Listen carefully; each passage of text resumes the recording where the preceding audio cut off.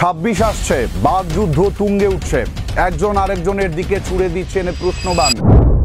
রবিবার সকাল থেকেই তাই উত্তাপ ছড়িয়েছে নেটপাড়ায়। এক কথায় সম্মুখ সমরে হিমন্ত বিশ্ব শর্মা ও গৌরব গগৈ। আজ সকালে তার এক্স হ্যান্ডেলে গৌরব গগৈর বিরুদ্ধে 3টি তীর ছুড়েছেন হিমন্ত বিশ্ব শর্মা। এর 1.5 ঘন্টা পর পাল্টা 3টি প্রশ্ন হিমন্ত বিশ্বের দিকে ছুড়ে দিয়েছেন গৌরব গগৈ। প্রথমেই দেখে নিই হিমন্ত বিশ্বের 3টি প্রশ্নবাণ।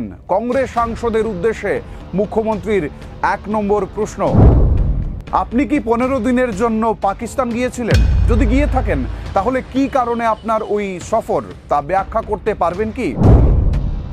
2 নম্বর প্রশ্ন, এটা কি সত্য যে আপনার স্ত্রী পাকিস্তান ভিত্তিক একটি এনজিওতে কাজ করতেন এবং তার বেতন আসতো পাকিস্তান থেকে?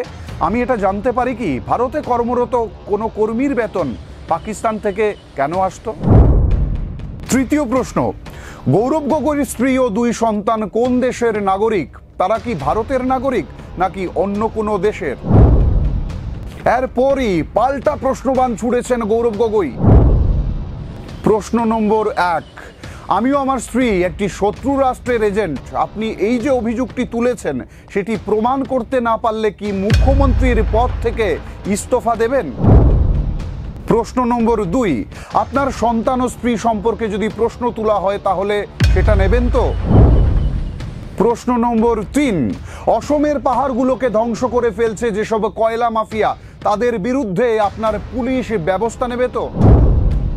2 মহারথীর বাকযুদ্ধে রবিবার এভাবেই তপ্ত হয়ে উঠছে রাজনীতির আখড়া।